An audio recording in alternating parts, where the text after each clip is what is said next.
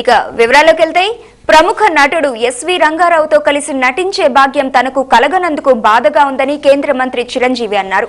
రాజమండ్రి గోదావరి గట్టున ఎస్వి రంగారావు విగ్రహాన్ని చిరంజీవి ఆవిష్కరించారు. ఈ సందర్భంగా చిరంజీవి మాట్లాడుతూ ఎస్వి రంగారావు లాంటి మహానటుడు భారతదేశంలో పుట్టడం మన అదృష్టమని, కాకపోతే అది ఆయన దురదృష్టమని వ్యాఖ్యానించారు. భారతదేశంలో కాకుండా మరెక్కడైనా ఆయన పుట్టి ఉంటే హాలీవుడ్ స్థాయిలో గుర్తింపు తెచ్చుకునేవారన్నారు. సహజ నటనకు ఎస్వి నిర్వచనమన్నారు. జగత్ కిలాడి, జగత్ చంత్రి చిత్రాలలో ఎస్వి రంగారావుతో కలిసి తన తండ్రి నటించారని తెలిపారు. గోదావరి జిల్లాలంటే తనకు చాలా అభిమానమన్నారు. తన మొదటి 3 చిత్రాలకు ఇక్కడే శ్రీకారం జరిగిందన్నారు.